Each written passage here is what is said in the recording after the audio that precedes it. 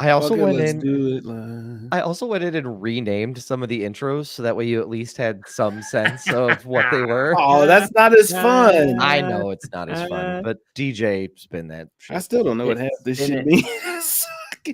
Hold on. Okay. Oh, baby, come Are back. you able to spin that? Yeah, I'm able to spin that. Forgive me for my wrongs, I have just begun. Ain't no mercy, ain't no mercy. Huh. Got that purple Lamborghini lurking. Ain't no mercy, ain't no mercy. Huh. Got that purple Lamborghini lurking. Rose! Don't be begging for your life, cause that's a lost cause. High stakes, body armor, suicide. Welcome to Films in Black and White, everybody. That was my Rick Ross. I thought you were just disgusted when we came on the pod. No, I know, I thought so too. He does it much better than I do. It is. Oh, okay. Thank you, everybody, for being here. Welcome to Films in Black and White. I am so excited that you all are here. It's a great Monday to be with y'all.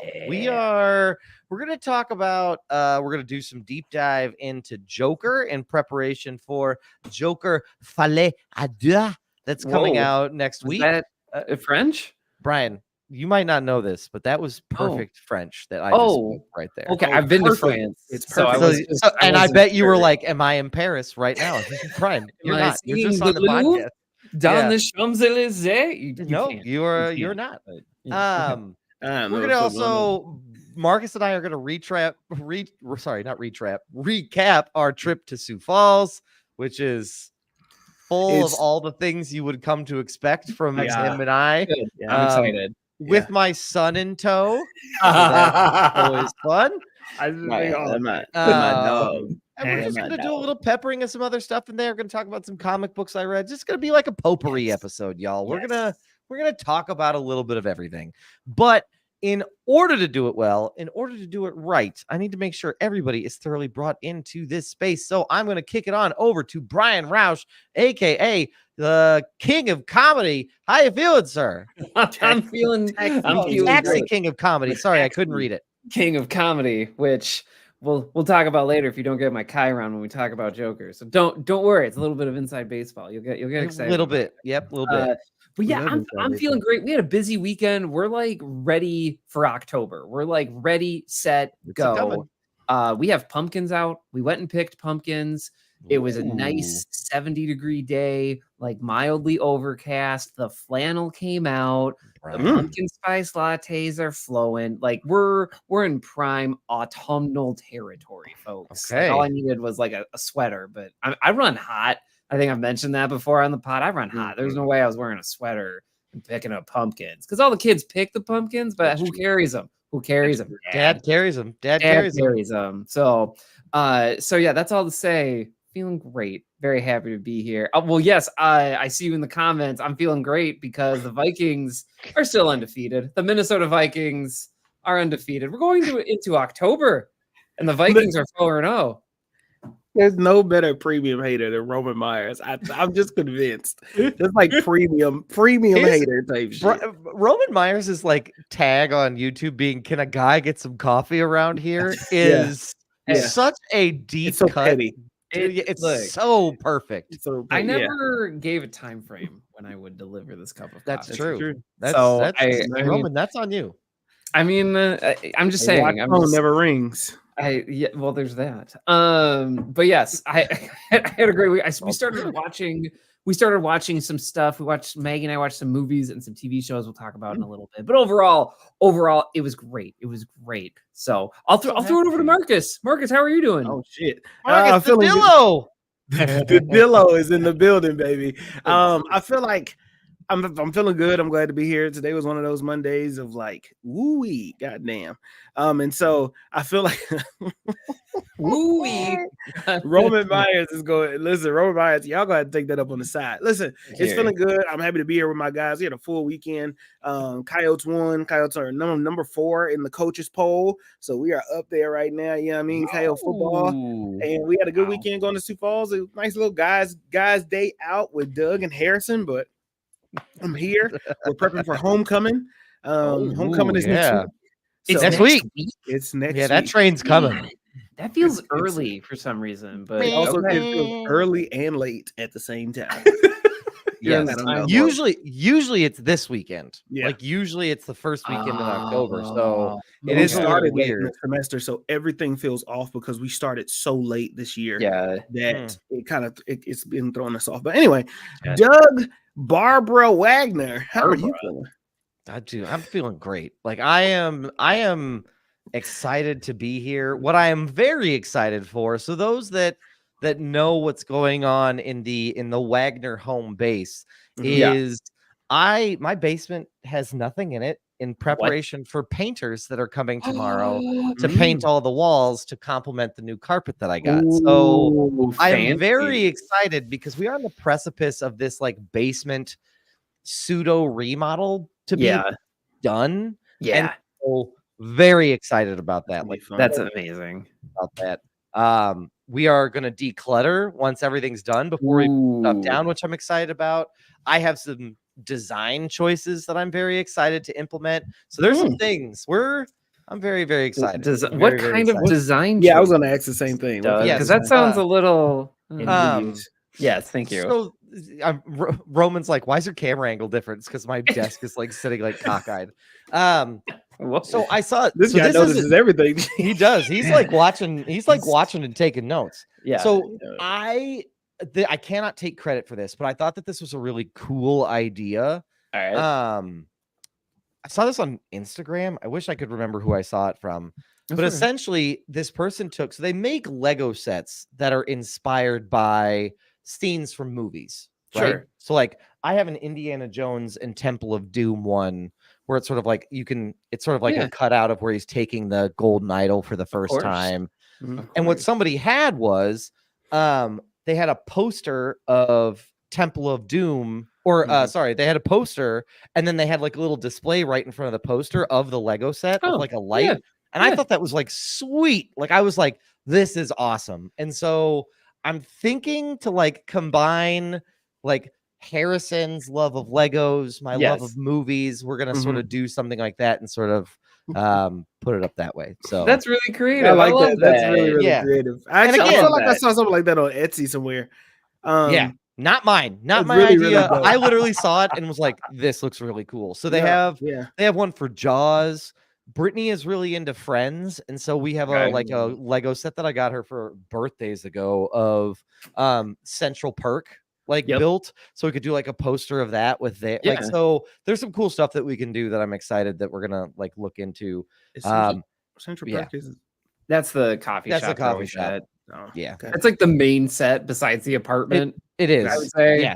No, I love that, Doug, because I feel like people in our age group like have this affinity for this type of pop culture type decoration. But it's always hard to me. I think it's always hard to make it look not classy, but have it go with the room without dominating the entire like sight line. So I think that's a really cool idea because you're also getting to showcase something you built. And for a lot of those Lego sets, you're like, well, now where do I do? Just like stick. I mean, it's in my office now, so like I see it every day. But it's like, but you're right, Brian. Like it's a hard balance to like, how do you take something that is, for all intents and purposes, a toy? Yes, exactly. Like how do you like integrate it into like I'm looking at my shelf of the room? Yeah. So I mean, I got my. No, my Captain America Funkos are all looking at me right now. Like, you got a problem usually with there is more stuff staring at me. Like, usually there's a lightsaber above this desk. That's like, you got a problem with toys? Like, it's just like, it's a whole thing. Action figurines. Look at there you go. You got a problem? No, Sam. But Marcus, should we get into our story of where our Chirons are coming from this weekend? Should we just get into it? Do you want to wait until catch that quotable? Do you want to catch that quotable and then get into it? How do you want this to be? Might as well just make it a segment at this point. Yeah, I would say let's just get into it and we'll do catch that quotable after. For sure. So you take it away. You start us. Oh God. You start us off. You want me to recap the weekend or recap the part that's gonna make Brian scream? Let's recap the weekend and then we'll do the Then we'll do the points where Brian will be disappointed in us.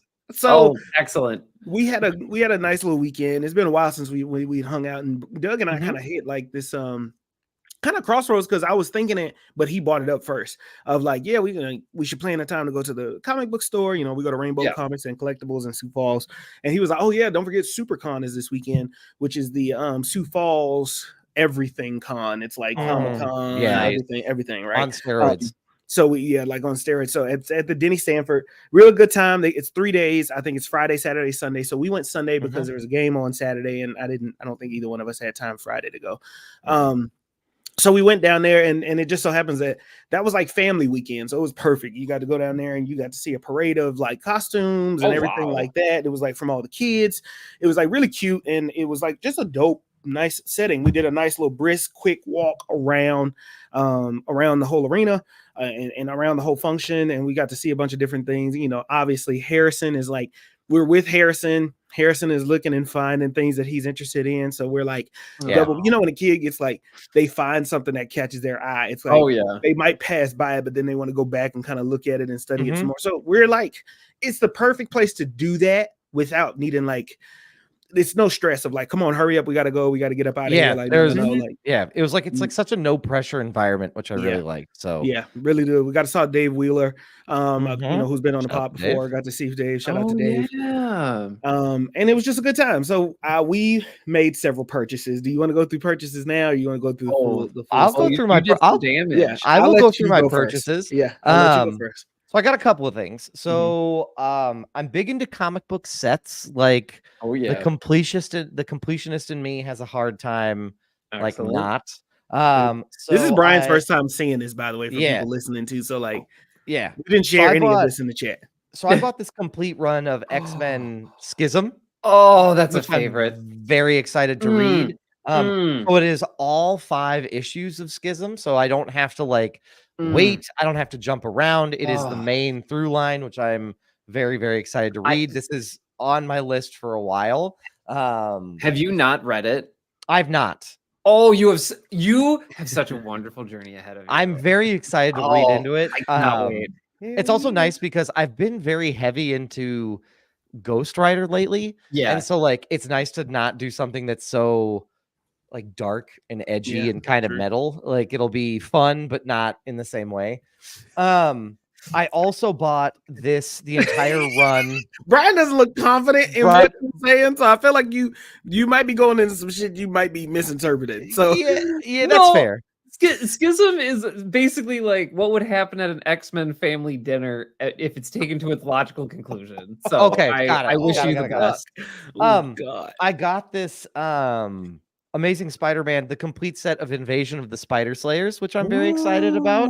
I had the first one that I picked up at a random like Comic-Con as like a display art, but this is actually like all 5 or 6 issues. So I'm very excited to read this whole thing. That's excellent. And then the other comic book piece I got was so I'm a big fan of Patton Oswalt as a comedian, and in sort of preparation for the Hulu show that he did, he wrote a series of MODOK comics. He wrote like a 4-issue run called Head Games. So I am going to be reading that. That's been on my list for a while, so I'm excited to read that. Oh, that's cool. But the coup de grace,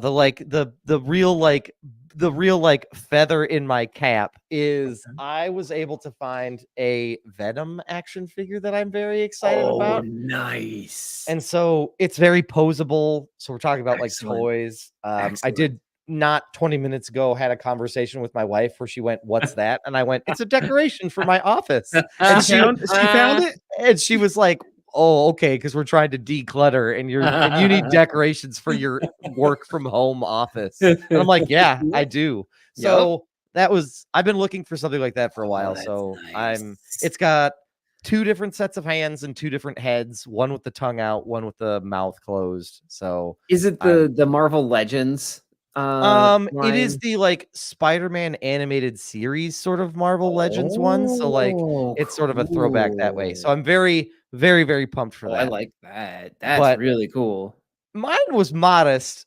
So here's a fun story. So Don't when Marcus start your came, shit. so when Marcus came by the house, Don't start your shit. I'm gonna start my shit. So when Marcus Whoa. came by the house, we're getting ready to leave. We're This all wasn't my dressed. fault, Brian, by the way. We're all dressed, and it was not Marcus's fault. But Brittany goes, because she says to me, Harrison, and Marcus, she goes, "What do you think your limit is today on like what you should spend?" And I'm like, In "I don't front know. of We'll me. figure." I'm in standing in front the of middle. Marcus. This is okay. Wait, can I back up a little bit? Because I Yeah. really want to take time to paint this picture. Me and Doug, our relationship is I have a key to the house. Okay. Yes. And so like that is how close we all are, right? Mhm. I've been over there numerous times, dinners, functions, whatever the case may be, babysitting, dog sitting, whatever. Okay. Not babysitting, actually, dog sitting for sure. Yes.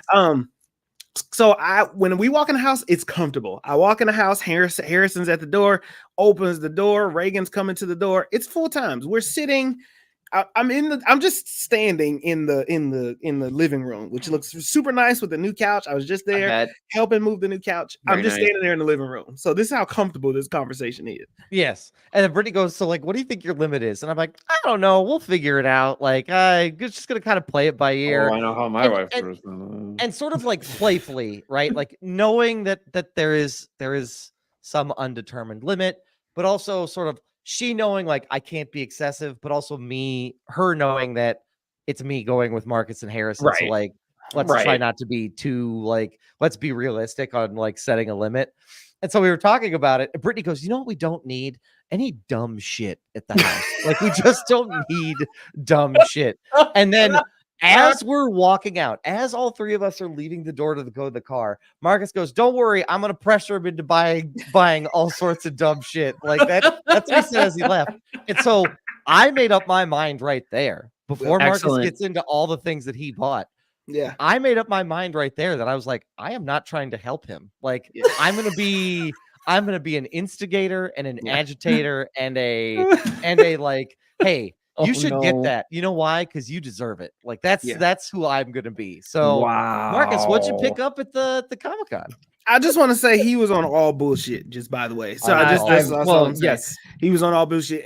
And so we're walking around and I made a couple purchases. There were some things I've been looking for. If you know me, you know Mace Windu is my dog, right? Oh yeah. And so every time I go, it was kind of one of those moments of like, I don't know what I'm looking for. There was a lot of cool stuff. And even from last year when we went, there was like a lot more cooler things that we saw. Yeah. Like we saw They definitely stepped up. Yeah. They definitely stepped up, like the vendors. They had 2 areas for vendors this year, actually. But we saw a lot of cool stuff. So I walked in. I'm trying to go in order. So I walk in and I see this Mace Windu action figure. Okay. I have been looking for this specific Mace Windu action figure, and it's the Black Series Mace Windu. It has the 82 on the side. I have beef with their description about Mace Windu, but I'm gonna wait until we get there. I found this old book that I bought, The Last Days of Krypton. And so it's like it has a holographic cover, but I remember seeing this book on my step grandmother's shelf. And it was just something that was like, man, it was $5 for a good book. It's pre-owned, but it's just a really good, just something I just really remember and really just love. So that's awesome. Yeah. I'm looking at the bullshit Doug had me encourage me by. So as I went over to pick up the Mace Windu action figure, because it's one of our guys. It's one of the guys he knows us because he saw us before. He's seen us at this 3 times. He's seen us at the Sioux City one. Like, yes. He's seen us around the block a couple times. He's very familiar with us because we don't just go. Doug is actually a comic. He searches through the comic thing. Me, I like covers.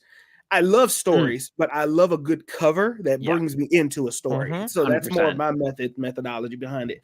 So he's like, "Oh, are you looking for this Mace Windu action figure?" And I was like, "No, but this is really dope." And then he says, "Well," he was like, "Well, what about the comics? Do you have any of the Mace Windu comics?" And I was like, no.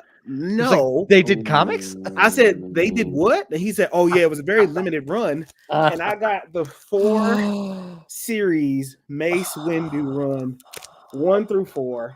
All of these beautiful, absolutely stunning. So you're just like, that's Mace Windu dope. Number 1. This is number 2 right here, an alternative cover here. That was one of them. This is 3, which is this really, really dope. This is Mace Windu number 3. And then this was the last one, which I think is my personal favorite. But a Yes. Mace Windu number 4. So I found all of those. Okay. Then before I get to the bullshit one that Doug encouraged me to buy, this is where it starts. This is where it starts. We're going off the cliff. This is where it starts because Doug found this while he was searching for comics, and I was like, there's one thing I've always wanted in my life, and it's a graded comic. I've always wanted a graded comic. Oh boy. So Doug shows me, he stops at this vendor that I would not have stopped at. And he says, Marcus, he's like, come over here and look. He says that first box is going to be right up your alley. It's all Action Comics, Superman, $600. Like they're like really expensive. Action Comics from 1962. It's old school original Superman with Bizarro and Superman. Bizarro, yeah. It's like that. So I'm going through, I'm picking through, and I'm like, if I find one at a decent price, I'm gonna get it just because I really want one. I get it. And then I come across this bad boy. Okay. I come across this Spider-Man cover, Miles Morales right on the cover, and this is my very first graded comic, and only for $35. $35. That's pretty good. $35 with a that's a cool display, and that's a cool display piece that you have now. Display. Yeah, and it's a really, really dope display piece. In the back is also fully covered too. So that was that. I'll show you one more comic I got before the bullshit one that Doug got me into, but this is a Nightwing holographic cover. That's really, really dope. I should have never left South Dakota. I mean, Mace, you left before we started doing this. So honestly, we didn't even get here, Mace. So it's not even your fault. But whenever you get here, brother, you best believe you're gonna be right with us, man. You know that. That's right. That's right. We'll have to make a special trip. This is the bullshit so I'm walking by, right? I'm gonna say this not just to say it. I found the Venom action figure for Doug. Okay. I pulled it out. He's responsible. Okay? Yeah, I see how you two fed off each other. Yeah. Because I was really encouraging him because I saw the figure. I was like, Doug, did you see this figure? And I was like, this is almost like the perfect action figure, especially when it comes to Venom, because his tongue is out. It has an interchangeable head. It's right up Doug's alley. For sure. So he looks at me and he's making this face of motherfucker, how could you? Okay. So my dumb ass, I'm looking around and I'm not really looking for it because I already got my Mace Windu. Sure. And I find this motherfucker on the black suit Superman. Is that black? It's the black suit Justice League Superman Henry Cavill. Okay. The Zack Snyder cut. The Zack Snyder cut Superman. Wow. Too, right? So I do the wrong thing because usually Doug is on my side, but because I left the fucking house and told Brittany that don't worry, I'll encourage him on bullshit. I say, Doug, do I really need this? I like, is this really a thing that I really need? And he's like, fuck yeah, dude. Like, yeah, you do need it. Like, you deserve it. That's exactly what he says. Yep, those are my exact words. Yep. So then I say, Doug, you're supposed to be helping me. And he says, motherfucker, I'm not here to help you. Who said I was here to help you? Who said I was here to help you? And I said, I knew it from the moment we left the house. He was going to hold that shit against me. Man. And he did. And that scene in The Last Dance where Michael Jordan goes, and I took that personally. That's exactly what that was my I took that personally moment. Yeah. So that's amazing. We ended up having a good time. And Harrison got some things too as well. He got a nice Megatron, and he got a Megatron action figure, and he got a nice 3D printed dragon, a nice red 3D printed dragon. Whoa. He loved that anything 3D printed. He just thinks is the coolest thing. But he's got a great eye for a very detailed 3D printed thing. So we leave because Harrison's kind of ready to go. We're also ready to go. We look around the rest of the thing, and we go what we're there for. So we leave. And we head to the comic store, which is where we this is all right. So we head to the comic store, right? Roman, they are going to a great cause. They are going to a great cause. We're keeping the lights on right now. Brian, just for you, we did not buy this with Patreon dollars. I don't want to break us up. Don't let him. I would be happy to. Then I'd be great. I'm going. Hey, SEC, it was all Patreon dollars. Business expenses. Write it off on the taxes, bitch. And so we're leaving. And we stop by JCPenney. We stop by, we do some other stops in the mall. Oh, we go by what's the store? War never changes. Oh yeah, yeah. We stop by. We stop by Box Lunch. Yeah, we stop by Box Lunch in the mall up here. And you know, Doug and Harrison are looking at some things, and there's a shirt that just says "War never changes." And this is what Marcus remembers from the whole trip is that line. That phrase triggered Doug and I's world building. So for context, right? Oh, now we're off. This is what happened. We're off. All right. Brian, it gets crazy because for those of you that were with us the last time Doug and I traveled, that's how we came up with Big Texas. Okay, we came up with Big Texas, which then led into Oscar, the angel investor, which led into Miss Pamela, or what's her name, Brian? No, I believe it was Miss Pamela. I can't remember. She's been on hiatus. She's the producer who's always disappointed. Our non-existent producer.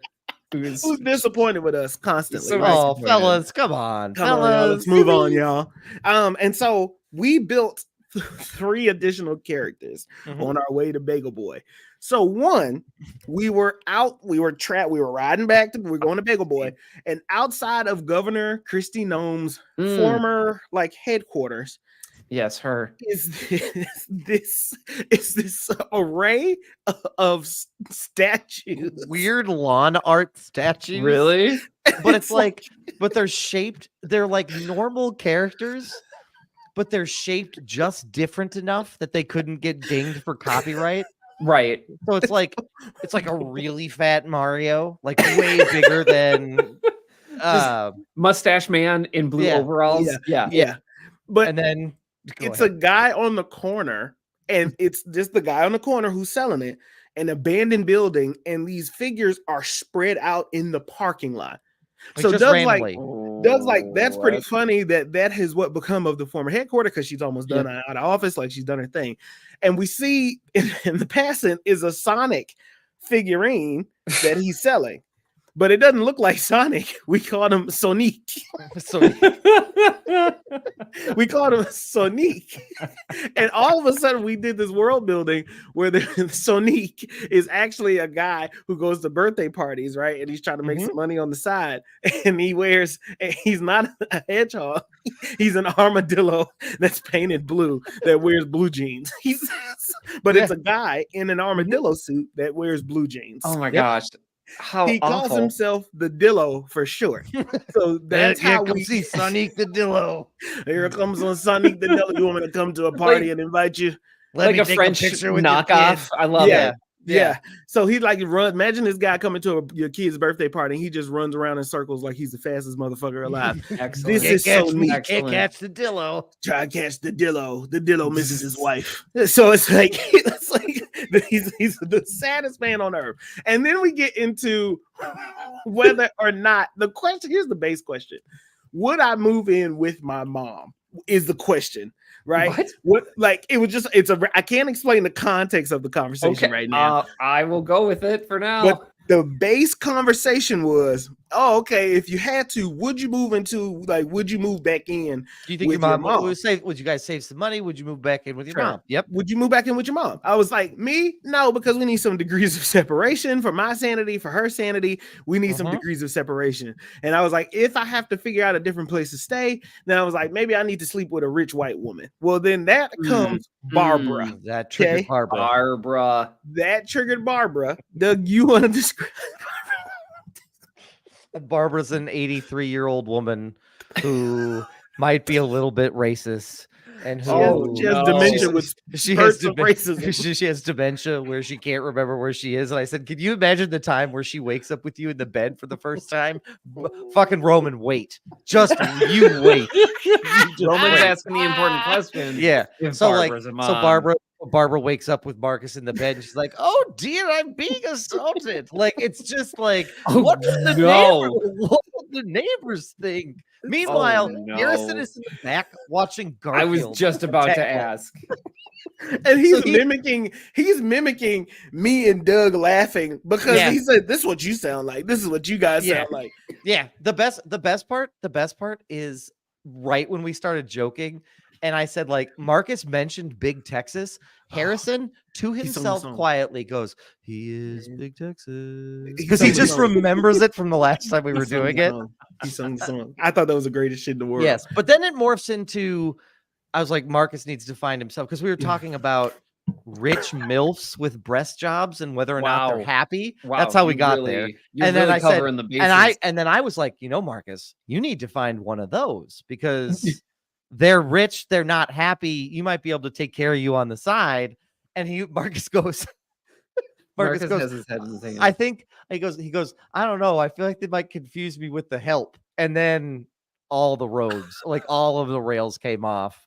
And the phrase, I take it when I want it, you just do the chores, was then uttered.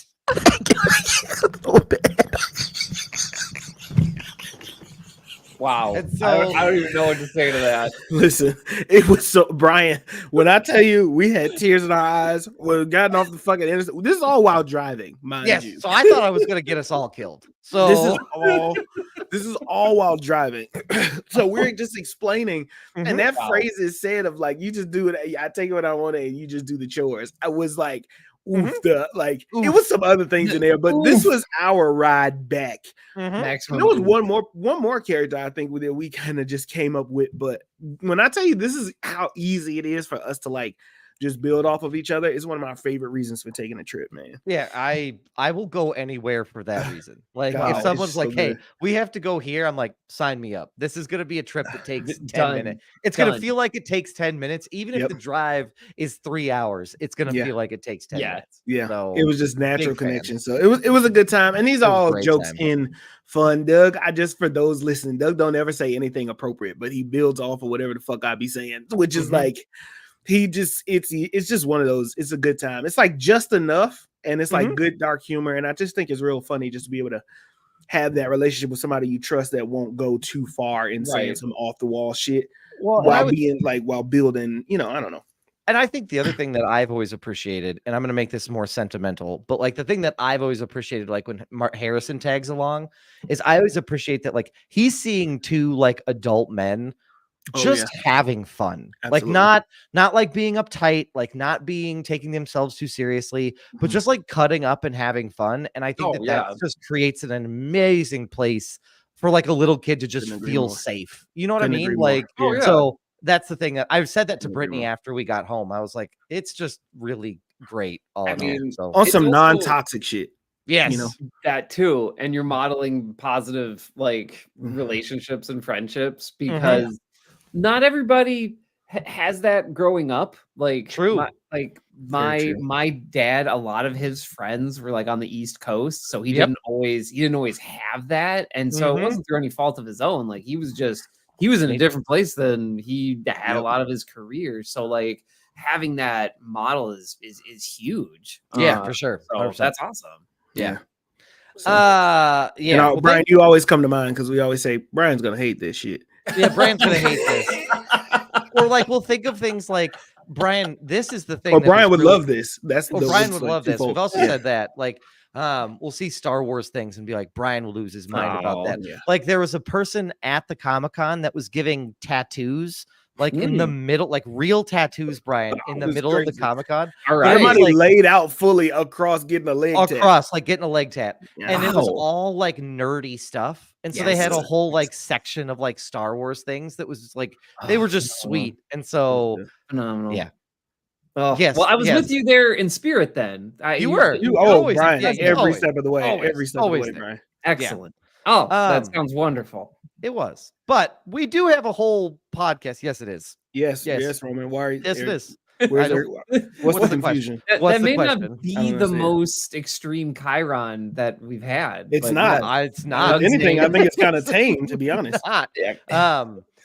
And she's not racist. She just has spurts of her old racist ways. Right. I mean, she's really into Marcus. Changed. She likes the companionship. Right. Not in a fetish. It's just she has spurts. Her dimension kicks in and she thinks it's 1952 all over again. She grew up in an era where that was the norm. This sounds like a Paramount Plus like limited TV series. This sounds like a really bad Hallmark Christmas movie. A little bit like Hannah Waddingham is there, and like Marcus is there.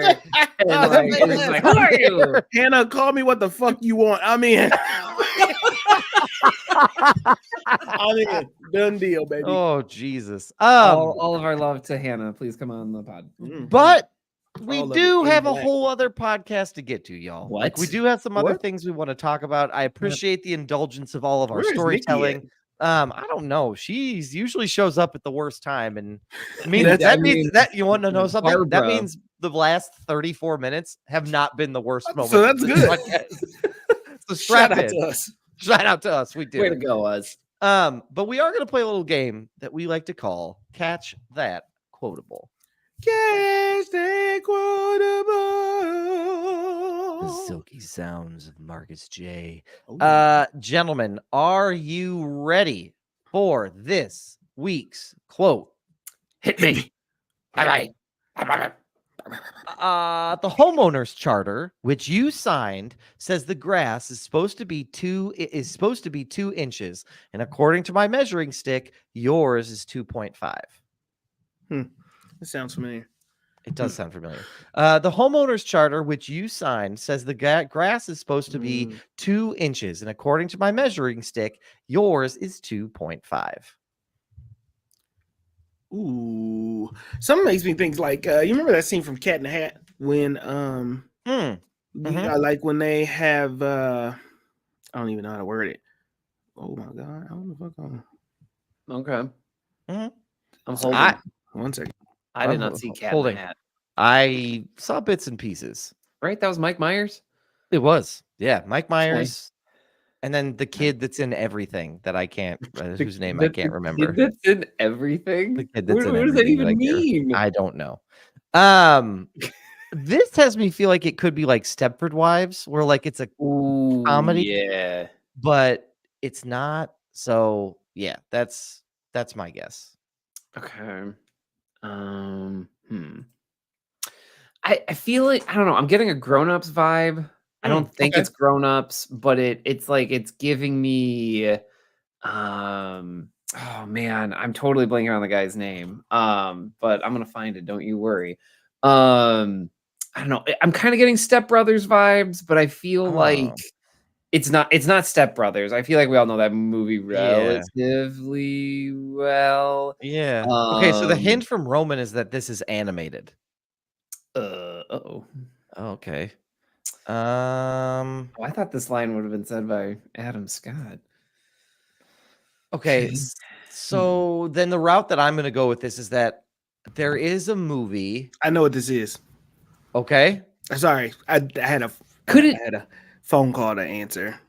Whoa! Well, I had a text to answer that was important, but I remember. I know what this movie is. I think. Okay, then take it away, Marcus. Put this shit on your back. Yeah. What do we do? Yeah.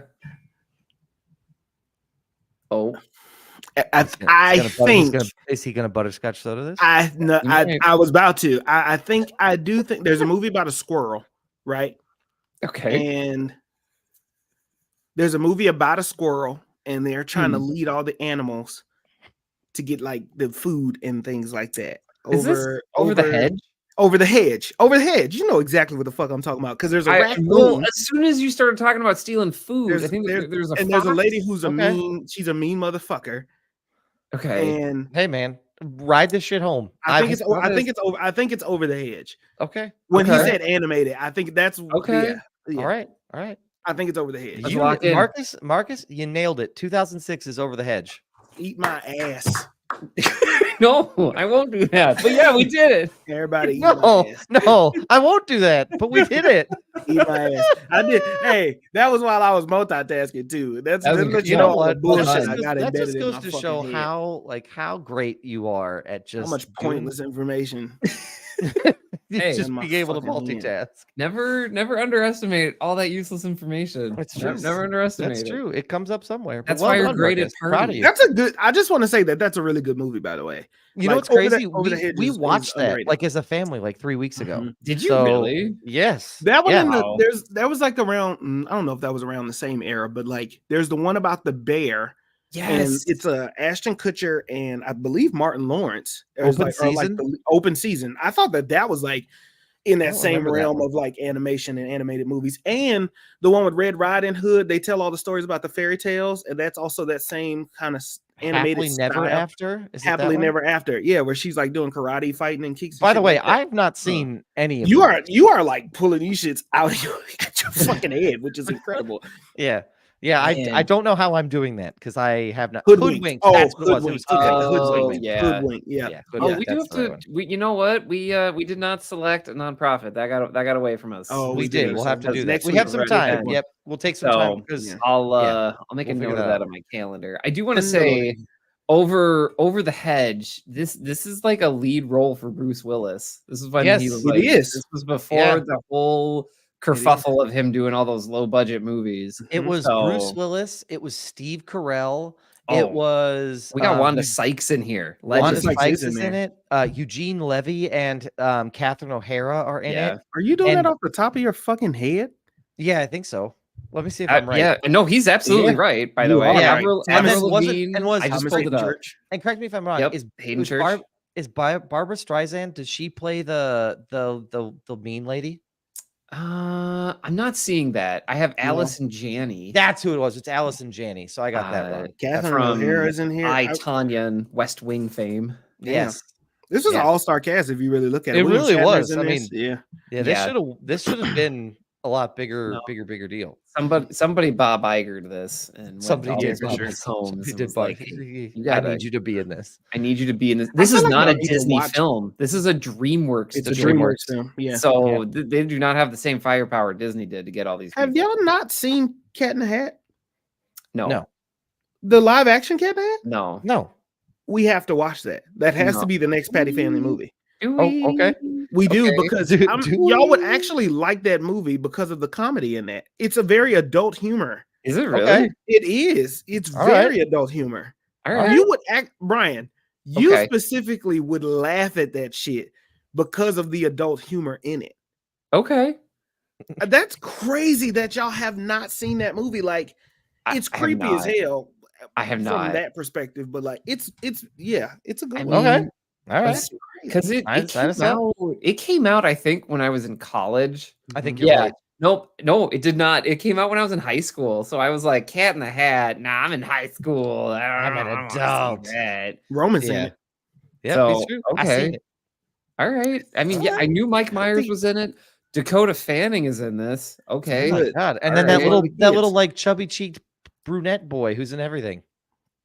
Yes. I know he's got the freckles. He's in everything. Yes. Let's see here. I got Spencer Breslin. That's it. Is that him? Like kind of a chubby cheek kid? Yeah. Pull up he played the lead. He played share screen here. Hang on. He played the lead elf in the Santa Claus. Oh, yeah. Here we go. Kid? This one right here. That kid. That fucking kid. You think this kid is in everything? He's got brown hair and a round face. Brian, he was in everything. Such a forgettable face that you just get him confused with everything. He does not have a forgettable face. I think he has a memorable face by the fact he's in every fucking thing. Yeah, read it off. I mean, I'm not okay. Let's see here. We got. I know nothing. I know nothing of any of. I'm gonna go to read it off. Hang on. Read that shit off. I'm gonna go back to read 2003. All right, here we go. I'm here. Princess Diaries 2, Royal Engagement. Fine. Wonder Falls. Never heard of it. Nope. Center of the Universe. Never heard of it. Ozzy. The Shaggy Dog. Yeah. That's what Tim Allen. Zoom. Oh, Zoom. Another Tim Allen. Zoom is Tim Allen. All three of those are Tim Allen movies. Happening. Okay, I'm with you now. Like I said, he was in everything. What's that? He was in The Happening?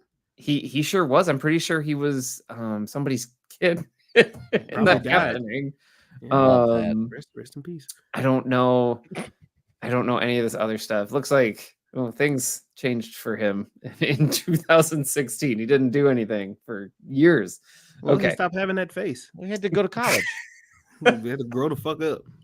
Sorry, I have nothing against this guy. We are literally slandering this child's name. I have nothing against you, my brother. Spencer Breslin, come on the pod, chat. You got a better career. You want to hear your life as a child actor. That's what we want to hear. Actually, I would love to hear that. Actually, that'd be very interesting. Yeah.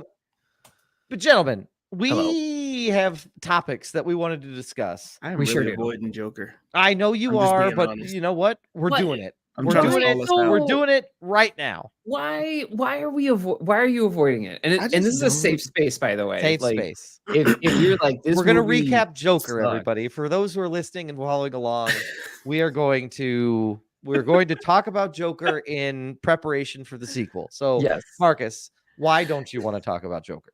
I feel like getting me to watch Joker in the first place was already tough, right? And so, like, it was because I saw that together. We saw that together, and we saw that in theater, saw it together. And Doug and I talked about this on the way back from the pod. I mean, on the way back from Sioux Falls, was Joker is a good movie, right? It was good for what it was. It's good as this individual thing, and in the moment, it made me ask for, we should do this with Lex Luthor, and we should do this with this villain, and this would make so much sense. Barbara can't hurt me, Mark. That's the thing, Mason. Barbara would never hurt me. That's the difference. That's not my Barbara. But I feel like that Joker was good. It made me want other iterations of itself. But if I would have had too much of that and it would have did the thing that I asked for, I would have hated it. Because seeing Christopher Nolan's Batman, I have a point here. Christopher Nolan's Batman established this grounded Batman superhero universe that for decades we kind of got, instead of getting this fantasy sci-fi feel that anything else felt like it was too cartoonish in comparison, right? I think this Joker movie could have sparked a change in how we analyze these characters that I would not have liked. It was a good movie. It did its job. Yeah. Do I think that I needed a sequel? No. Does the sequel make sense? Certainly not a musical sequel. Certainly not a musical-ish sequel. Now, do I think that it makes sense on paper with your casting and your director and Lady Gaga being in this and everything? Absolutely. Will it make money? I think so, because all the I think it's going to print. I think it's going to print money. Yep. I think that shit is going to spit out money like it's about to throw up. You know what I mean? The younger ladies who are about to see this movie, or even some of the older ladies that see this movie, they are going to have 2 tattoos on their body. They're going to have a Jack Skellington on this corner, and they're going to have a picture. They're going to have a picture of the Joker on their left ankle, and now Lady Gaga. So that's 3 tattoos. I mean, I was waiting you for say a Harley Quinn tattoo, and I had this moment of epiphany oh my gosh, in like 15 years, is that going to be the Tweety Bird? Is Harley Quinn going to be the Tweety Bird? It's going to be Lady Gaga as Harley. Harley Quinn is already popular. Lady Gaga is a talented mega beast, right? She is, and everybody likes Gaga. I've not heard anything. People go Gaga for Gaga, motherfucker. So I feel like that combination of the two, Lady Gaga specifically in the red and black spandex, like the Harley Quinn outfit, that's going to be the thing that people love. I don't think Joaquin Phoenix has like the face or the vibe to be a tattoo, so I think they stick with the regular Joker. No, I agree. No, that's nope, not that one.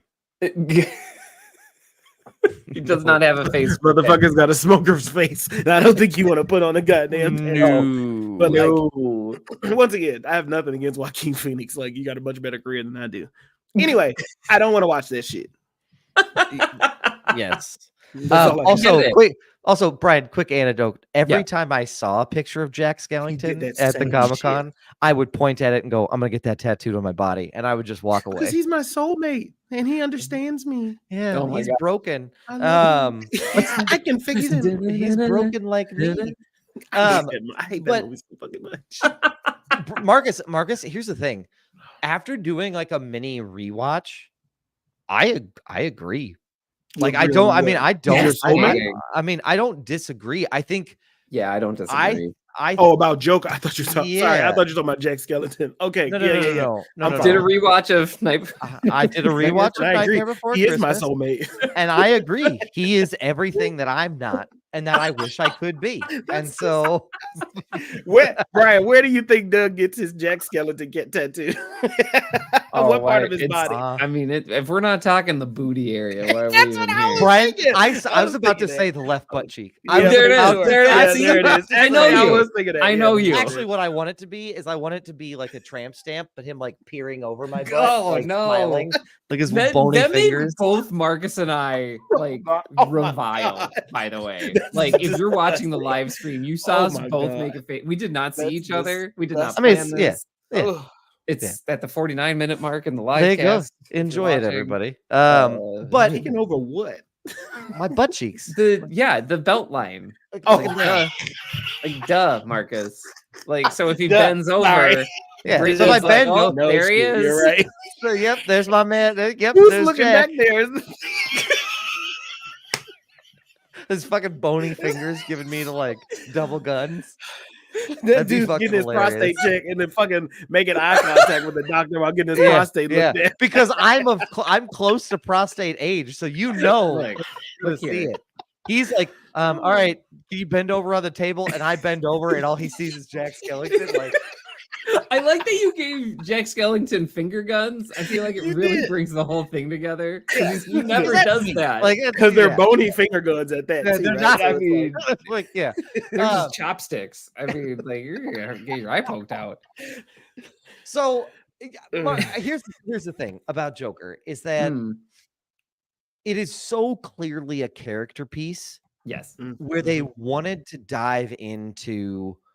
They wanted you to see something from a different perspective that you weren't necessarily prepared for. Yeah, agreed. And they definitely wanted to do like a different take on it. And I think it's admirable that they were trying to do something, that he was trying to do something different. I agree. That being said, I think that it is not to be forgotten that this movie is very, very dark. Like the whole tones of the whole screens, the way it's shot, like photographically, is dark. The music is really dark. Yeah. So this movie, unlike other character pieces where you like get in there, like There Will Be Blood, like Taxi Driver, like all these other ones, there is no relief from the way that you feel in this movie ever. Like ever. Like there is no escape. Now, if what you're trying to say is, if the point of the movie is Gotham at the time is very bleak, it's hard to escape where you're at there. The city engulfs you. If we're trying to say Arthur Fleck's mind is unescapable, then all of those decisions add up. But that doesn't feel, you know what I mean? There's just something about that that's a little goofy. I think I agree with you. I'm picking up what you're putting down. I'm happy this was made, and I think the thing to remember about for me as we do a reflection on Joker, because we didn't review it for the pod. The pod didn't exist at this point. It did not. Did we not? I mean, I don't think this we did. is 2019. This was pre-pod. No, it was not. Wait a minute. We didn't have a podcast when we reviewed the Joker. Did we just go see that shit to just see it? Yes, it's 2019. Marcus, you and I saw this for funsies. Oh shit! Oh, Marcus, we were at the desk. Mm-hmm. I was at the desk when we were talking about Joker. We were just friends. Jesus Christ! Oh man. Yeah, this was. I mean, crazy. Maybe put some mics in the car at the time. Maybe you get a semblance of the pod. But oh my god! I mean, so I feel like it's a worthwhile conversation for listeners, new and returning, for us to talk about it, because the trailer for this movie. I feel like if you haven't seen Joker, like go look at this trailer. If you're falling into that camp, you're like, well, I'm gonna go see the new one. I don't really feel like I need to see the first one, because I don't think you do. I have not seen Falling Into, but I'm just gonna go out on a limb. And the trailer for Joker is phenomenal. It's super gritty. They're using like Frank Sinatra type music, like 50s music in a 70s setting. It's very kind of mind bending. It feels like a very different movie, and I was excited about it when the trailers came out, like, because I was like, this could be something really different and really like such a tone difference from like the MCU. And this was after the MCU. I'm pretty sure this is like Infinity War Endgame era. So like they're riding high, right? So this is kind of like trying to be the counter programming to that, which is one of the reasons I got into it. But I agree with you, Doug. There's these themes that are set up in this movie that I am attracted to, about like Arthur Fleck is suffering from some type of social disorder. Agree. But it's never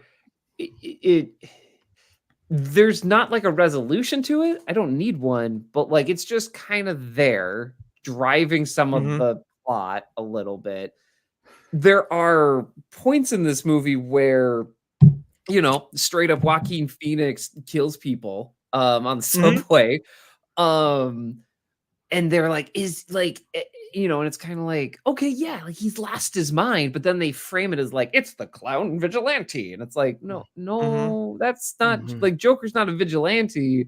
Like this man is just pure chaos. And they kind of try to set up this, is he starting a movement? And you're like, oh, the anarchist a little bit. Right. Like he's this full-on anarchist, but he's not, but is he?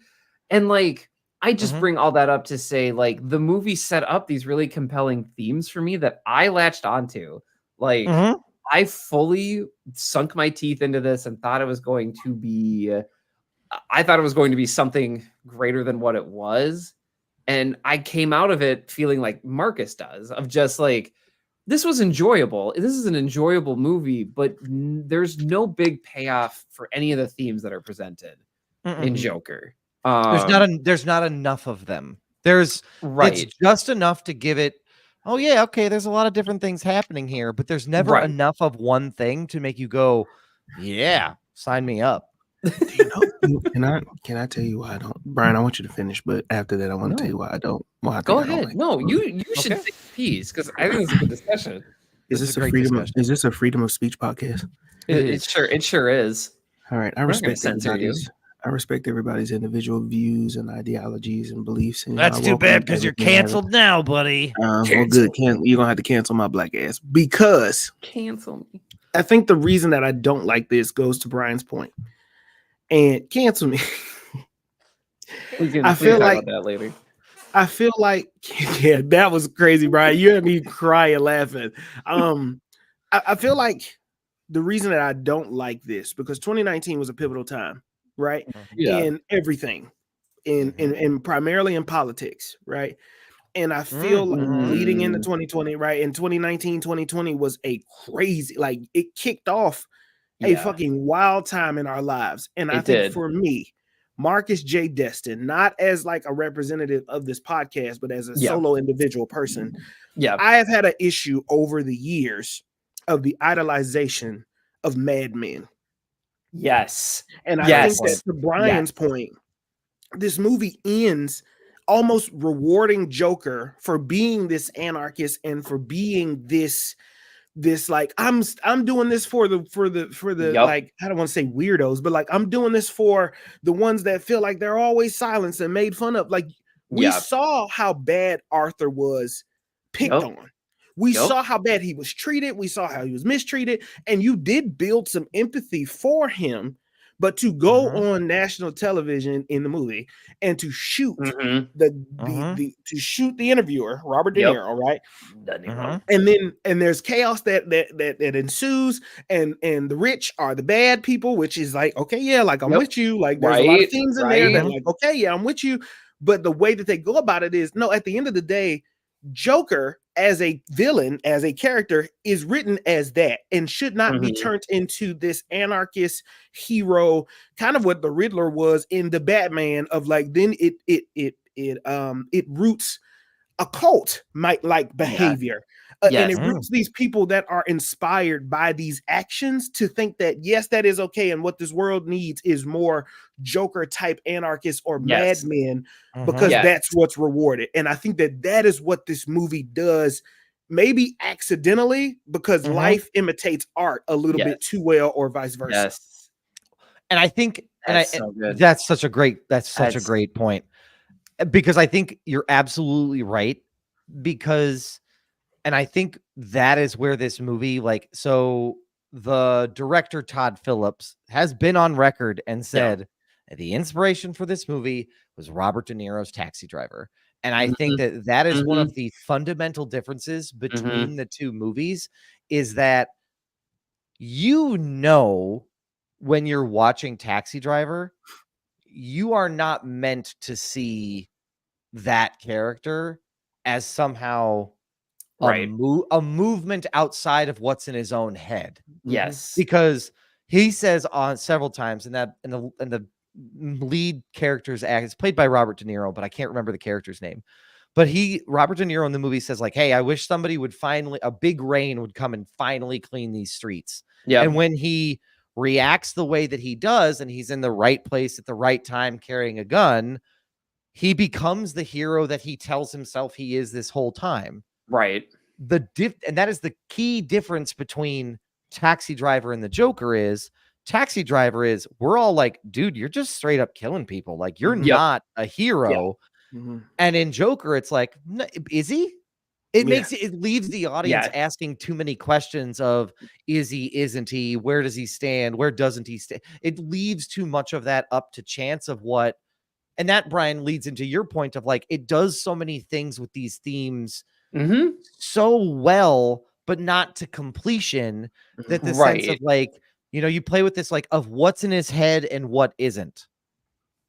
What's validated and what isn't. What's validated and what isn't, because it's very clear that Taxi Driver leads into like, this is his head, like his inadequacy, his sense of helplessness, his sense of like poor, like I don't see myself as a man and I need to be a man. And once I have that sense of power, I need to put that out there.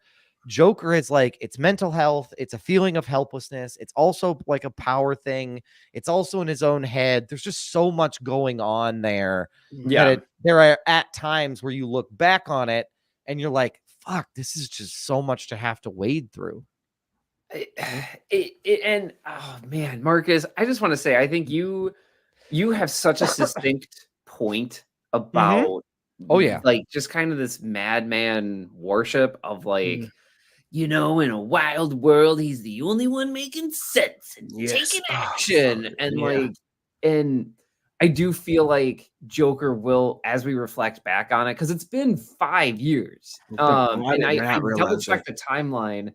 It came out after Endgame. So like, to me, this is one of DC's, and this wasn't connected to the DCU, which that was our bonus episode for our Patreon members. If you're not a Patreon member, now's a great time to sign up. Patreon.com/films in black and white.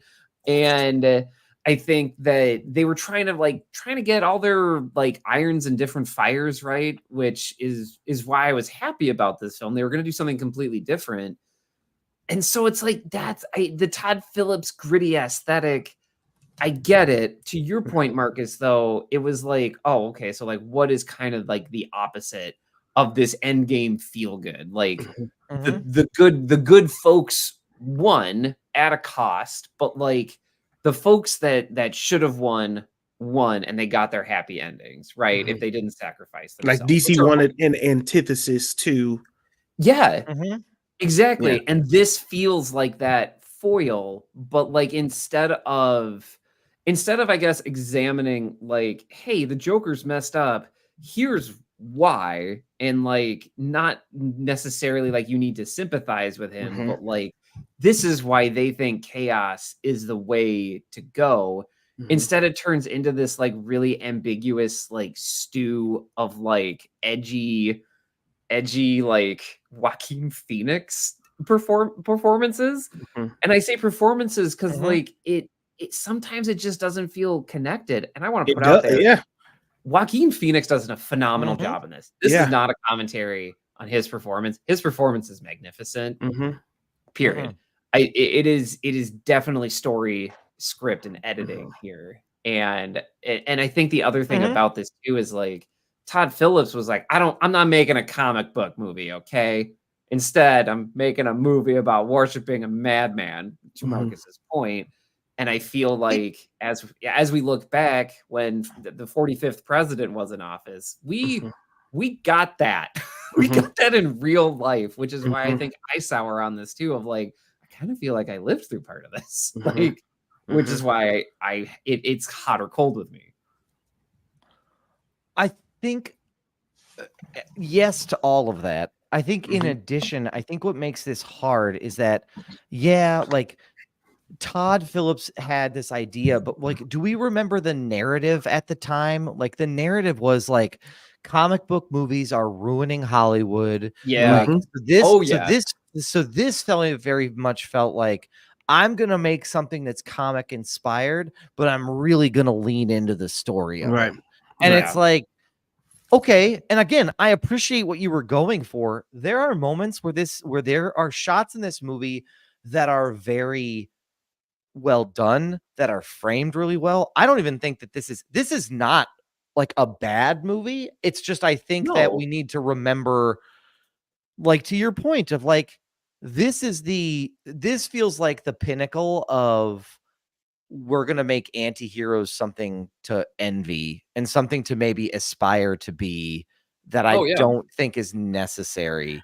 And I'd say the best example of this sort of theme of like a character that you don't really know very well, that's a character piece, is I think Arch Enemy by Adam Egypt Mortimer is a great juxtaposition. I would agree. Like, and Joker is good. Mm-hmm. It's good for all the reasons that it's good. But in terms of like diving into a character that's a little bit off, but you can tell their intentions are in the right place, and it creates this like, is it, isn't it, with reality element to it. Man, Arch Enemy is so good. Arch Enemy is actually perfect. And the second movie. Yeah. It is the oh my gosh, I want to get this right. So give me a moment here. I feel like Arch Enemy has the messaging that Joker wanted to have, but they wanted to put it in this like Martin Scorsese skin. You know what I'm saying? Like, because Arch Enemy, it does not have the production value of Joker, nor would I want it to. No. Like, and I'm not saying that as a bad thing. I'm saying it as like Arch Enemy. Oh man! And if you haven't seen it, listeners, we did interview the director. Good movie for Arch Shout Enemy. out to Adam Egypt. Highly recommend that. Also, the director for Daniel Isn't Real. Go Lakers! I love that movie too. Horror, I think is what I would say. But Arch Enemy does this thing of like superhero worship, and like, what exactly does that look like, and what are the consequences of that? Whereas that Joker, other movie that Sylvester Stallone does that same thing too. Oh yeah, the Amazon movie. I can't remember. The Amazon movie. Yeah, sorry. Arch Enemy actually has good payoffs with those themes and the resolution of it. Whereas Joker's like, here's these ideas. Thanks for coming. You know. Oh, I know the movie you're talking about. The Samaritan. Yeah, the Samaritan. The Samaritan. The Samaritan kind of. So this was to my other point, and y'all said it before I could. Now, once again, I want to reiterate: Joker is a good movie. Right? It's a good movie. It's done well, it's shot well. Everything in it hits. My other question to y'all later is going to be, I'll wait on that. I think what would have made me enjoy this movie more would be you remove the Joker aspect. Because I think if you can create this character from scratch that kind of does the same thing without the Joker title, then I would have enjoyed this movie as this individual film of watching this guy become this anarchist chaos, kind of like V for Vendetta. I don't know. That's like a weird line to kind of draw and connect. But like what they did for V for Vendetta was, I ain't good, I ain't bad, I'm against the system. Right. This, when you have Joker in a world and in a city, Gotham is a rundown, beat down, low economic, the crime is bad, it's a bad city, not to mention the rich get richer and the poor get poorer. I think if you were to have that, remove the Batman and Joker aspect from it and be able to tell those same mental health type themes and all of that in there, then I would have enjoyed this more. But at its base, when you use these characters like this, it's kind of like the boneless Spider-Man universe that Sony creates. Oh, I'm so glad you said that. You cannot do these characters justice in full when you introduce a young baby Bruce Wayne to a full adult Joker at the end of a movie as your like, here's your bait to everything. You know what I mean? Like, if it was a solo movie without that character name attached to it, I would react differently to it. Marcus, I think this is evidence. I think the people who are watching this movie the closest, I think it was the Sony executives were watching this movie the closest because they learned all the wrong lessons from watching Joker. They said, oh, this is intellectual property, and I don't even have to use the main person. I can people will watch it, and it'll make $1 billion. Oh, fuck, I'm gonna do that with everything. I'm gonna make a movie called Madam Web. Without Todd Phillips. I'm gonna make a movie called Madam Web that is arguably just as dark and plays with the reality weirdness of things. And it's gonna go gangbusters. Yeah, or Morbius, which kind of but your most successful piece with Sony is Venom. And that's only because you get somebody behind that character that can give that character life. I don't know.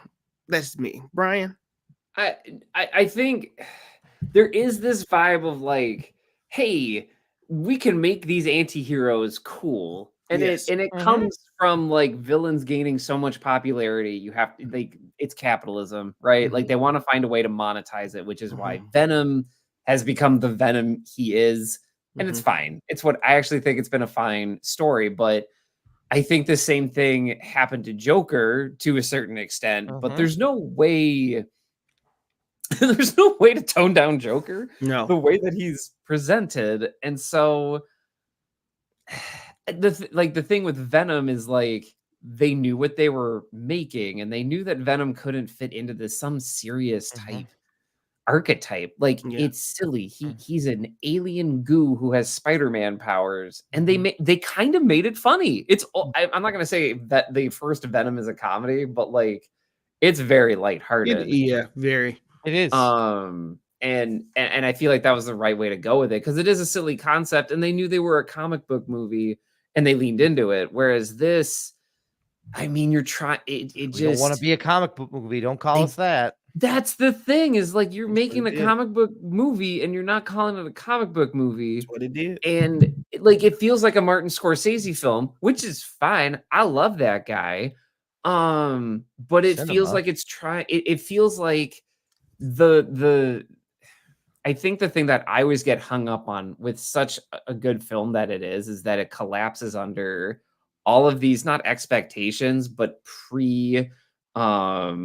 these views that you have of Joker, of Todd Phillips, of 70s Gotham, of Batman. There's a lot to play with there. And I feel like when you take this very broad view of these themes of not saying anything about it, because when I rewatched it, Zazie Beetz, which by the way, she's great in this. Performances are not an issue, which is why I think this is a good movie, by the way. The performances, phenomenal.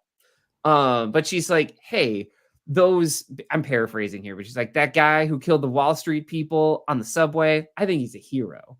And like, and like Joaquin Phoenix just watches that happen. Like he just kind of takes it in. So this movie kind of like goes right up to the line and like, it kind of like spits across it of like, yes, what Joker did was okay, or he's getting positive attention for it. And we're okay with that. But they don't capitalize on it. And then they say he's not political. He says he's not political, but clearly something's happening here. Yes. And like, I think that's the part when we're talking about anti-heroes and heroes and villains, like you're making a statement, even though you don't want to. It's like Civil War. Yeah. Yup. To me, I'm sorry, I interrupted you. Go ahead. Sorry. No, you should take it. Go ahead. I just think it's like Civil War is like Civil War worked. That movie worked so hard to not, honestly, both Civil Wars, but I will leave the Marvel version of Civil War out of this. But like both of them, 2024 kind Civil War, they worked really hard to not be. It didn't want to be like just because it's Republican and Democrat. This isn't going to be that movie. We're not talking about this isn't for the Dems. This isn't for the Republicans. This is for the in-betweeners. And so you almost have to overdo it by not marking Florida and Texas and the states that are typically Republican, right? Yes. You got to group them together so it doesn't look like we're pitting people against each other to prove like, oh, I know exactly what this is.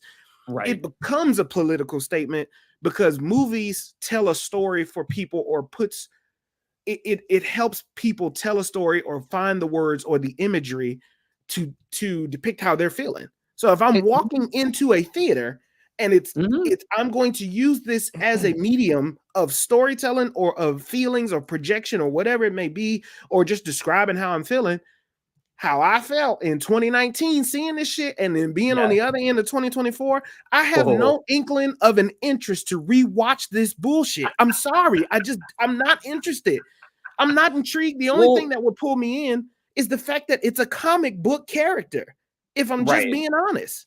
I think, and this is one of the inflection points, which is my Chiron, the Taxi King of comedy, because it is taking beats from Taxi by Martin Scorsese and King of Comedy, which stars Robert De Niro as a comic who wants to host a late night show, which is exactly what Joker wants to do. I mean, basically, he wants that fame. It takes two Robert De Niro movies, and it says, what if you just had Joaquin Phoenix do it? And then fuck it, put it in Gotham. Like that's essentially what it does. And there are moments that are shot for shot from Taxi Driver, that are in this movie.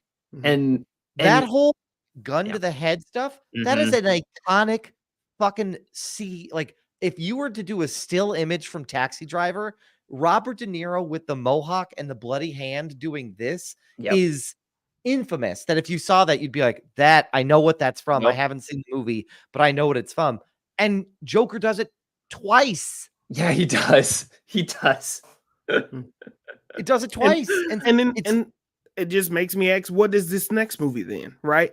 Like you can, okay. That's a great question. I don't want to, okay. I'm not knocking Todd Phillips. I know, but we are a podcast and I'm keeping it real from my perspective. No, we should. If this movie, if Joker is a recreation of these two movies you're telling me, I am a believer that directors sometimes slightly want to recreate their greatest works for a new generation. And the easiest way for me to introduce old works or classics to a new generation is to introduce it through the medium of a familiar character.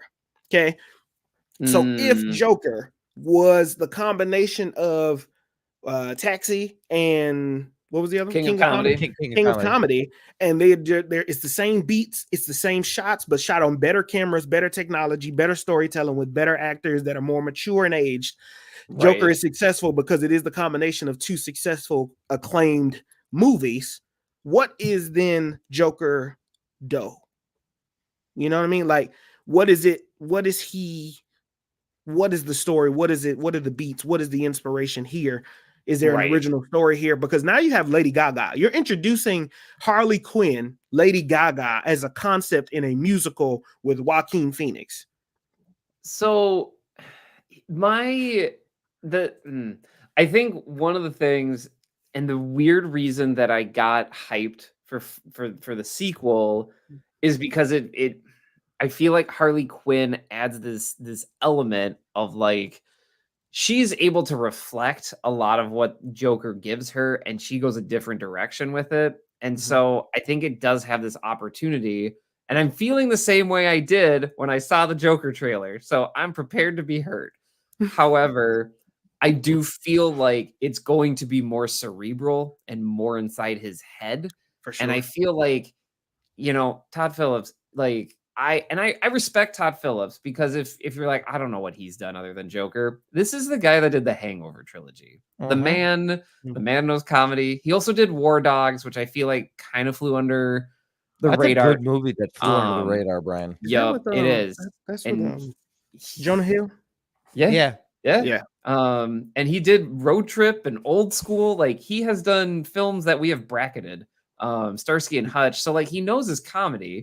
He's been a part of the bracket. He had 2 entries in the bracket. So I mean, he's known.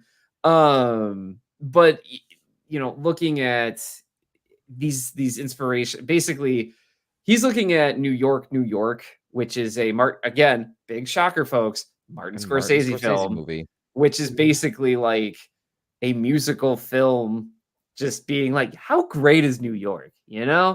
Fuck. Right. And so that is what the homage is to. Oh, fuck. So like, to me, you're saying, oh, fuck. But to me, I'm being like, this could be something cool. Because it's like, Antonio Banderas.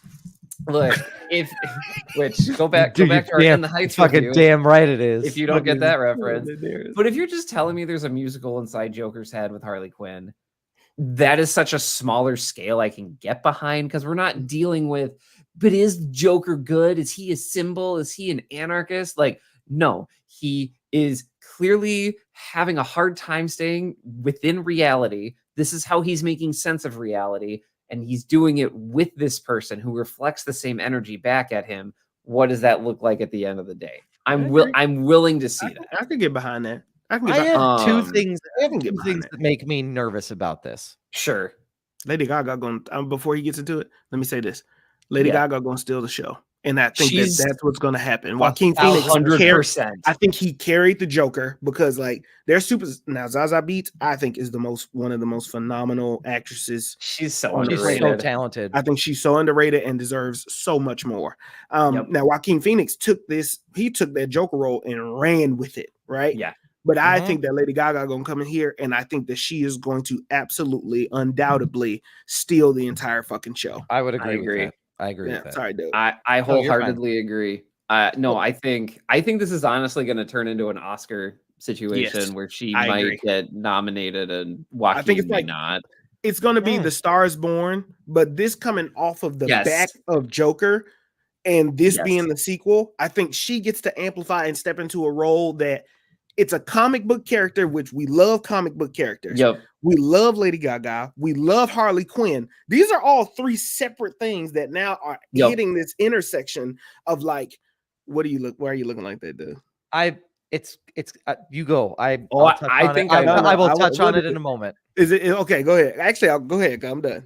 Okay, so we love comic book characters so long as they don't bring their comic book drama and put it on screen. My fear is that this is going to be a 2-hour musical about domestic violence that I don't necessarily need to sit through. Okay, I want to go on record. Their relationship is problematic. It's toxic. 100%. Their relationship in every iteration that I have possibly seen, not to be romanticized, not healthy, not to be idolized, and a overall problem. And from everything that I've seen in this trailer, it is two lost souls that finally find each other, and look how fucking great it is. I would agree. And I just want to be on the, like, not like the pre-premiere side of this, where I say, hey, there might be some shit in there that's problematic that we just need to be like, we just need to be ready for. Because what I don't is, like, two people who clearly don't need to be together somehow forcing their way through it while singing "The Hills Are Alive" with the sound of music.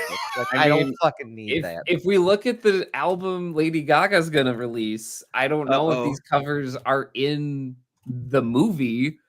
But I mean, she's doing this cover album. It's a joke. I mean, it's technically a companion album. You're gonna set my knife up, my whole day out, my whole night off, Brian. Start reading those titles, Brian. I'm pulling it up. I'm pulling it up right now. I tried to look at it and I got paywalled. Harley Quinn worked really hard to separate herself from the Joker as a character.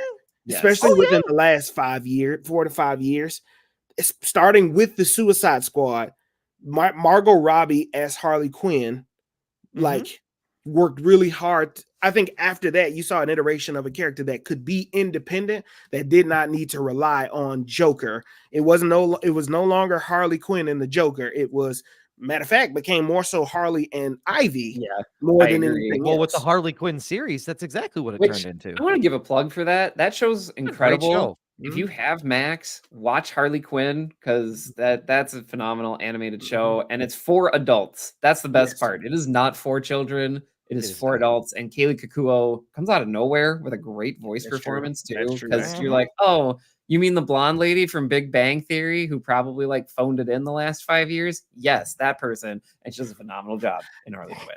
I have the track list now. These are all covers. I do not know the original artists right now.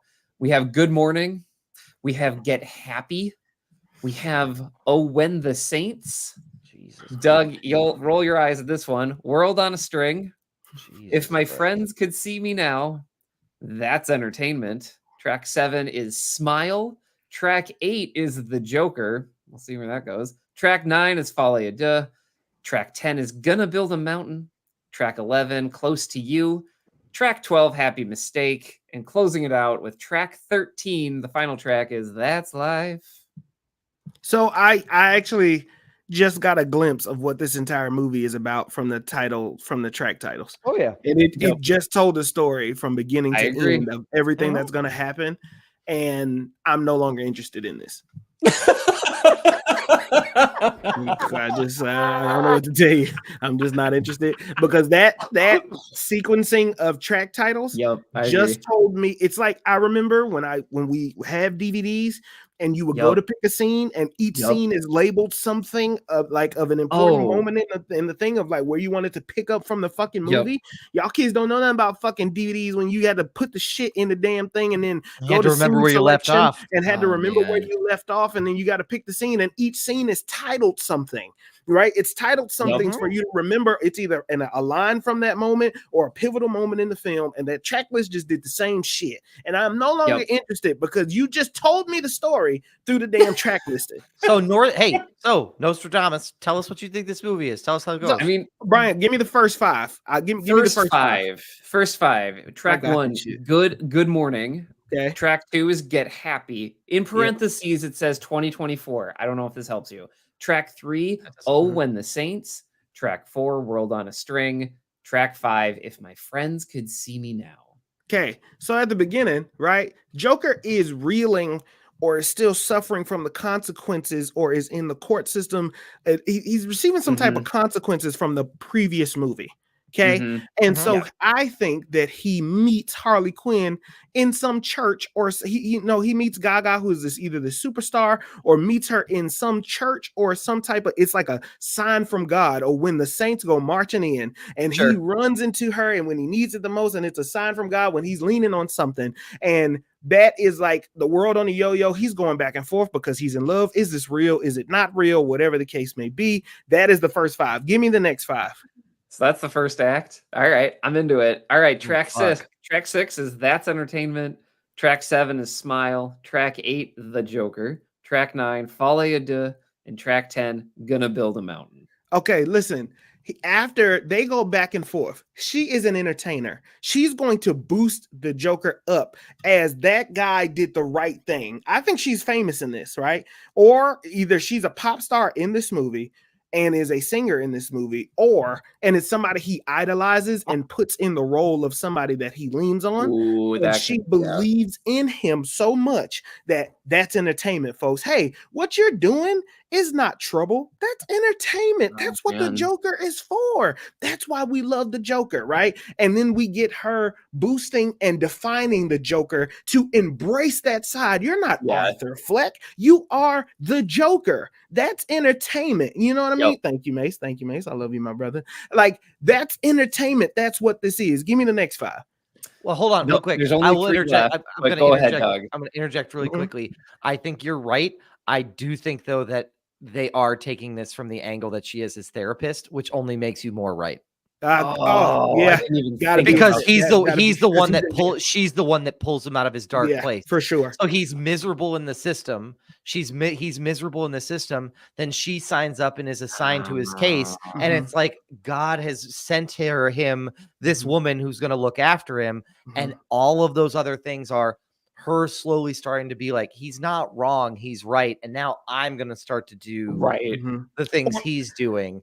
Because that's entertainment. That's probably right? And I think that's exactly what that is. Oh yeah, I agree. Okay, yeah. Because I was thinking she is either not really falling for him and it's all in his head, but I could also see the opposite of her falling for like this whatever persona. What's the next 5?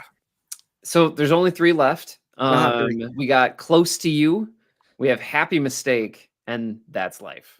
I think that's obvious, right? They get really close and there's some disagreement that happens, right? It's either a reality check of, no, I don't really love you, Arthur Fleck. I am your therapist, not your lover. Or there is some type of disconnect that happens here. And then at the end, there's something triggers Arthur to do something really bad. And she's going to want to split from that. Or he's going to have to kill her, or she's going to have to kill him. And you know what? That's life, folks. That's life. Actually, I think you're close. My prediction for the last 3 is they fall in love. Those pieces are like they are on cloud 9. And then what happens when 2 people who finally have themselves, how do we make them and keep them in that anti-hero state when life pulls them apart and separates them? They don't want to be separated, but something will happen that pulls them apart from one another. And that's life. That's what happens to people who are in love. And that's what happens when you find your other. Something happens that separates you, and you just have to find a way to deal. I have to say that Happy Mistake for me is really standing out from what you said, Marcus, and like from what you said and talking about, like, what is this? I honestly think we could be taking it a step further. I don't know. I might make the bold assertion that Harley Quinn maybe doesn't survive this movie. I would believe that. And I don't know, like, Happy Mistake on this is just screaming at me like, Brian, this is where it happens. Like, this is the moment. Who does it though? Because I think the Joker does it. I think the Joker does it. I think the Joker that does would be it. my prediction. Yeah. I think I could very well see this as he doesn't like someone else stealing his limelight. Yeah. She turned him into fully, wholeheartedly the Joker, no longer out for Fleck at all. He cannot handle someone else being celebrated for being the man of the people, the hero he thinks he is. I agree. And so he kills his competition. No, Marcus, I think you sketched out probably the main beats of this. I also want to say, Doug, Marcus, and I, we have not had a preview screening of this. I know this has been at festivals, and like there's already a Rotten Tomatoes score on it before its debut on Friday. I'm here to say we have not seen this movie. So if we come back next week and we come back to this part of the podcast last week and Marcus nails it, he's no. We might quit. Like we might just have to go out on top. I mean, like that might be it, folks. But I do want to say that for clarity, for the recording, for posterity, for the log, that we have not seen this movie. As of 9:30 on September 30th. Like we're purely going off of a Lady Gaga set like track list. So that's that in a hat. I mean, you know what? I hope that those that do watch the movie, I hope you enjoy it. And I do hope it's good. I think that the time period of where we are with movies in general and in life, this movie can go either way. People might not be this movie, for example, in Vermillion, South Dakota, when it comes to like what's showing, in one side of our theater will be the Wild Robot, and on the other side of the theater will be the Joker. Would you like to know the dichotomy of my life, Marcus? Because I will probably see Wild Robot with my sons on Friday, and then on Saturday I will probably go see Joker 2. So, and I've heard our 2 movies, and I've heard fantastic things about the Wild Robot. Wild Robot, nothing but fantastic. Harrison asked me to take him to the Wild Robot.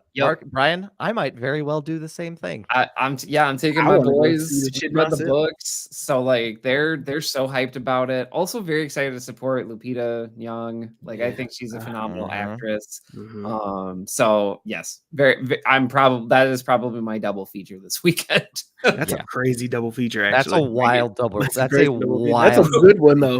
Would I prefer to watch Joker first? Absolutely, but I can't. So this is going to be a Barbie Oppenheimer situation where it's like, I'm high on life. Oh, the fatality of man. That's as a human society.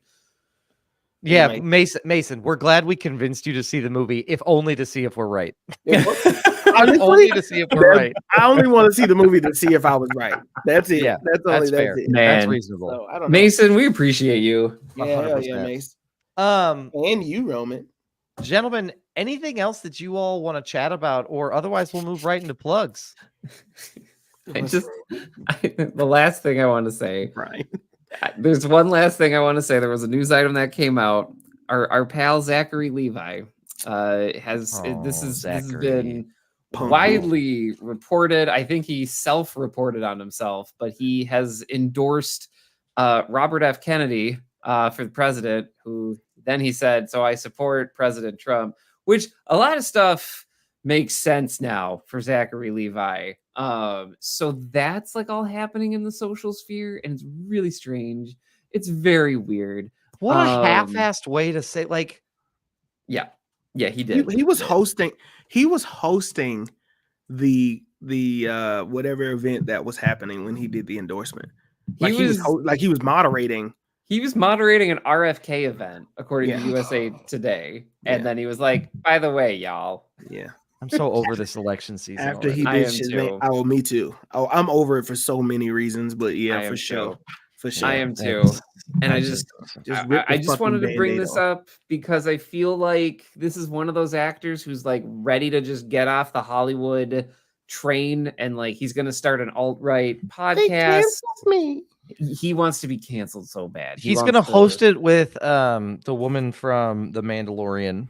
That's Gina Carano. That's a terrible podcast. That's make your they're gonna be sponsored by Get the Lizard People Out of Your Yard. Look, baby, we got these pellets that you can sprinkle into your yard. They're made of pure chloroform and horse medicine.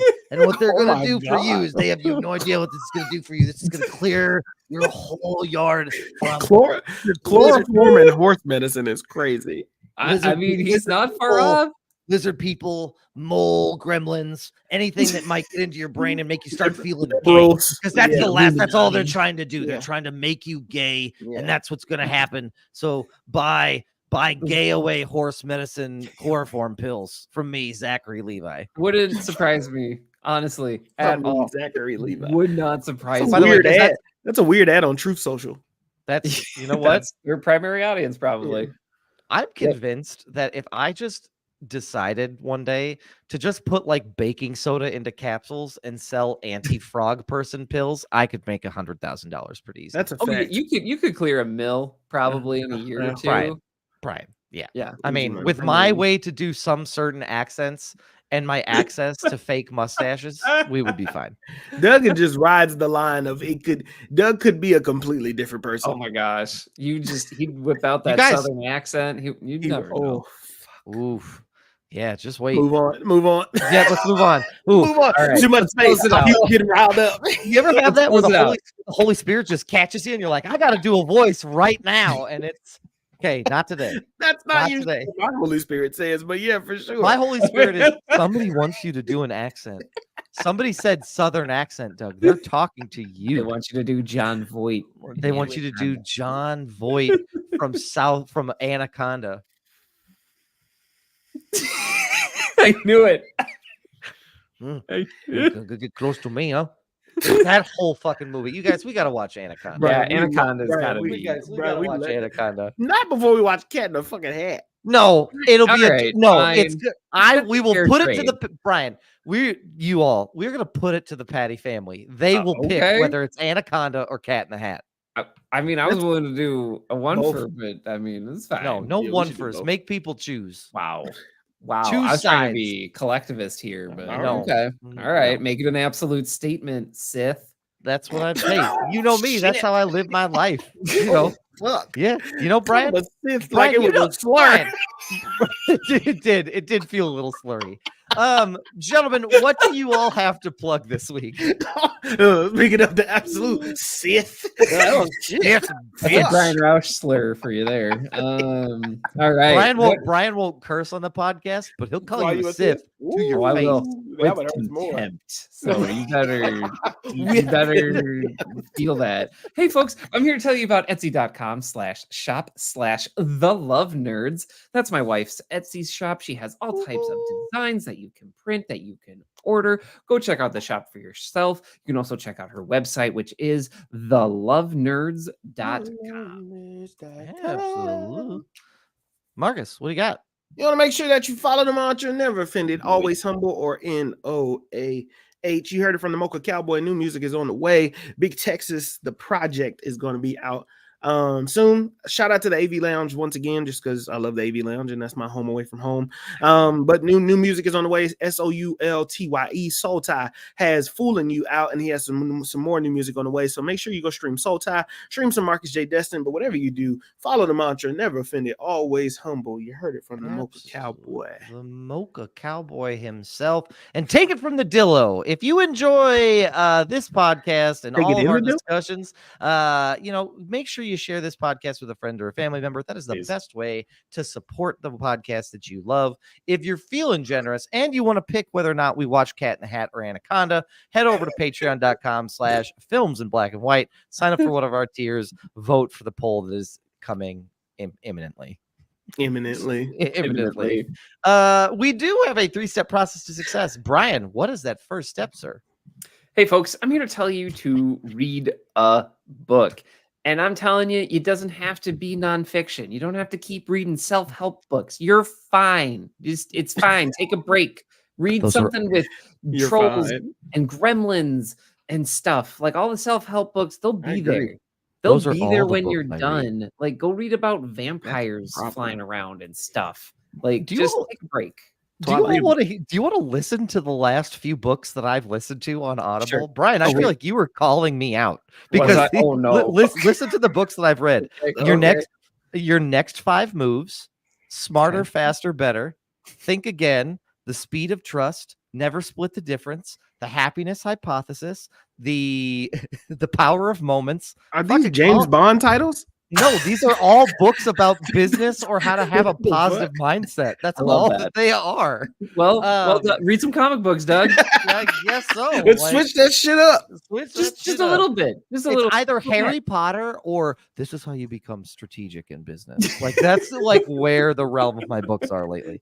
Dragons and magic. Go ahead. Look, our second step is to drink some water. Look, it's important. I know it feels like we haven't had rain here in weeks, so you have got to feel dry. So drink some water, take care of yourself. We're about to get into real fall territory. Things are going to start feeling dusty. Don't let your insides feel dusty. Drink some water, take care of yourself. Don't let your insides feel dusty at all.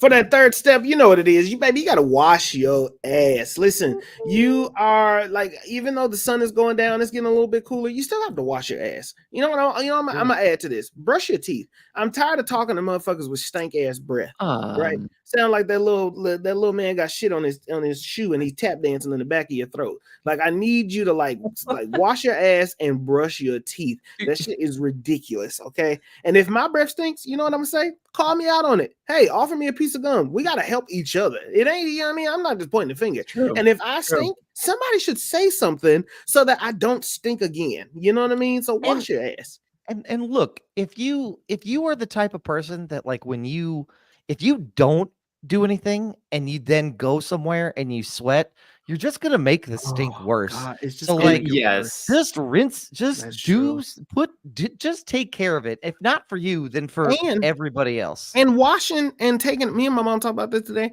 Showering is not enough. Right, so you have to shower, but then you got to put on the deodorant and the shit after the fact. Yes, because all you're doing is just air drying, and that shit is just gonna make you stink even worse. Oh yeah. So don't just shower and think throwing water under there and then the hot spots is gonna clean it, motherfucker. You got to do extra work. That's got to put in the effort. Got to put in the effort. Got to put in the effort. Meet expectations, folks. Gentlemen, that does it for this week's episode of Films in Black and White. We'll be back next week with another fantastic episode. But in the meantime and the between time, stay safe, stay healthy. We love y'all. We appreciate y'all. We'll catch y'all next week. Ciao. Cinema. Ciao. Ciao. I forgot about it.